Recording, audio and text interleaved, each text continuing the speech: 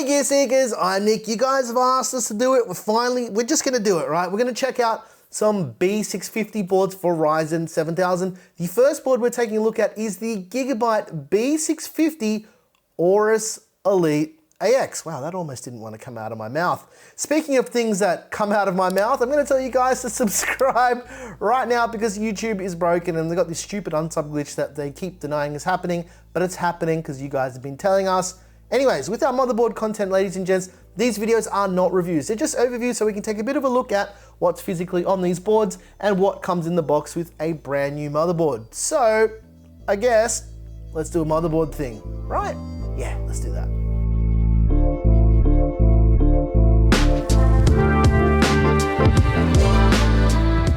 All right, here it is, ladies and gents, the Gigabyte B650 AORUS Elite AX, but let's do our usual thing. Let's get the motherboard out of the box, right? Get it out, Nick, come on, get it out, so we can take a bit of a closer look at everything that comes with this board, and spoiler alert, there's actually not that much that comes with this board at all, but let's start it off with that Wi-Fi antenna for the built-in Wi-Fi and Bluetooth. There's also a bunch of M.2 screws in case you don't want to use the clips that are on this, so we'll take a look at that in a minute.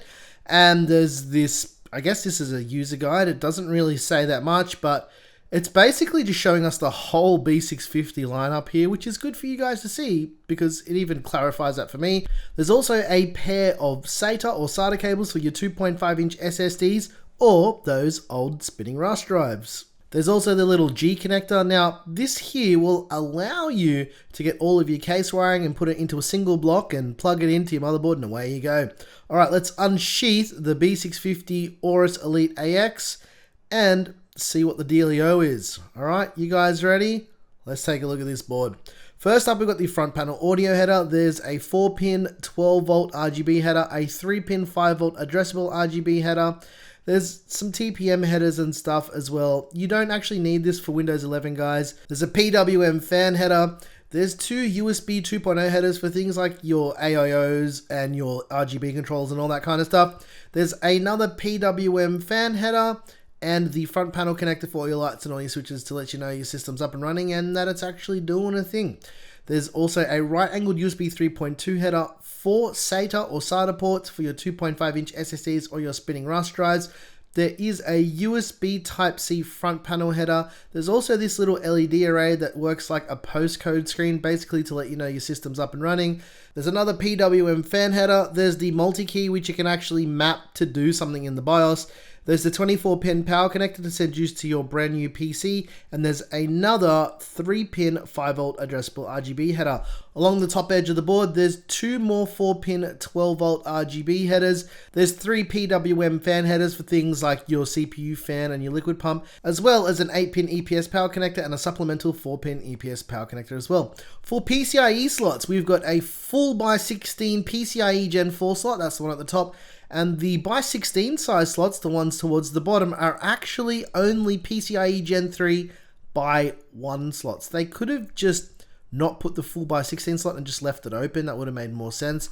Now, in terms of the VRM layout, it's a 14+2+1 phase digital VRM setup with 70 amp power stages, and as you can see here, the cooling is quite adequate. The whole I/O cover is basically a heatsink for that. Cooler mounting for this board is pre-installed on the board itself, and it's compatible with most AM4 coolers, and this is something we're actually going to be doing a video about a little bit later on. Never seen inside the AM5 socket, push the lever down towards the bottom of the board, lift the socket lid open, and then you can see here we've got this brand new AM5 socket, which is actually LGA 1718, which means there's 1,718 contact pins inside the socket itself. Okay, let's flip the board over and take a look at the back here.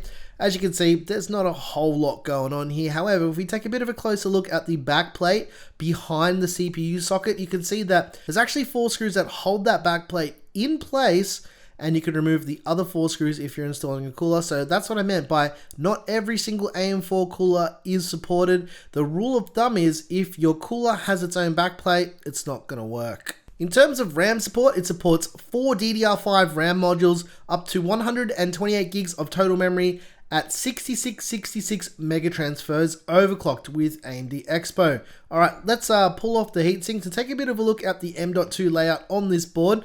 It's got one PCIe Gen 5 M.2 slot at the top of the board and two PCIe Gen 4 M.2 slots in the middle of the board. And it also uses these new clips.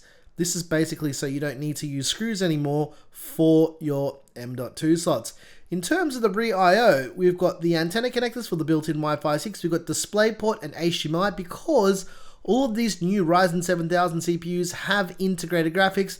There's a bunch of USB Type A, there's USB Type C, there's 2.5 gigabit Ethernet, and as I've said, with a lot of these new AMD boards from Gigabyte, a pretty nerfed audio solution. You've got a mic input, a line out, and a line in. I don't know why they've done it this way, but you know, it is what it is. There's also an integrated I/O shield as well.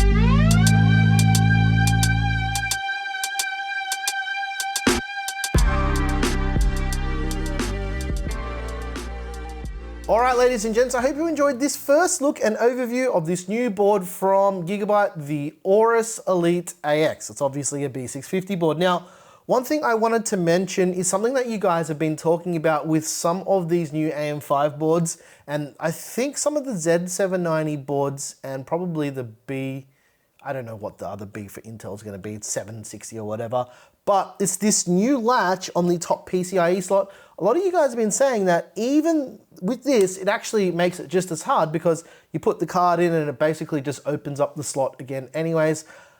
Based on what you guys have said, because I haven't even built with this board yet, I'm going to say it because sometimes you guys are right. That is really poorly designed. I can see why this would be a problem too, because I can see that some GPUs will have a big ass backplate and when you push it in, it just pushes it back out. So, you know, a bit of quick in and out. Other than that, I can see that the B650 boards are going to be a bit more popular than these X670 boards and X670Es and all that jazz. You guys know how it goes. Ryzen 7000 has been a little bit of a letdown for people at the moment. It's been weird CPU scheduling things and some really weird timing stuff, but as usual guys, please remember, these are just teething problems with a brand new platform. This happens all of the time. We saw this with Alder Lake doing weird stuff too. So it's not just exclusively an AMD thing, guys. Everyone loves to rag on AMD all of the time for these little things, or there's the crazy fanboys who defend whichever their favorite company is until the ends of the earth. But none of that actually matters. The only thing that matters is the price for the Gigabyte B650 AORUS Elite AX, because if you want to get your hands on this board, as far as filming, you're looking at a price of $229 US or around 449 Aussie dollars at the time of filming this video. Based on that, I'm not going to say it's good value because everything just seems really expensive these days, but it is a cheaper way to get into Ryzen 7000 if that's something that you really want to do. But going off our 13600K review that I'll put in the description down below, I'm not being an Intel shill or whatever, I was just really, really happy to see that the performance is there with a 13600K. It's a little bit of a banger of a chip. Anyways, guys, that's going to about do it for me speaking to you about motherboards. If you like this video, you know what to do. Hit the subscribe button, ring the ding-ding-ding-a-ling the bell to get notifications, and subscribe. I'm going to say it again. Subscribe, subscribe, subscribe, subscribe. We're almost at 200K. Get us there, and we'll give away a really crazy gaming PC. Or we won't. It's completely up to you. If you subscribe, you'll find out. Anyways, guys, I'm your boy Nick with Gear Seekers. You peak We seek, and there's something in the water today because I'm awake. Yep. Thanks for watching.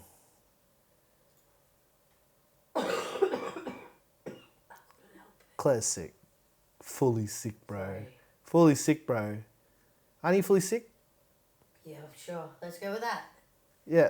How ridiculous do I sound right now? Like a velociraptor. Ah! People got the reference. I liked it. It was good. But that's how I can tell how old people are if they don't know Jurassic Park, because it's from 1993. It's not that old. That's from our childhood. I'm not that old. You are that old. You are.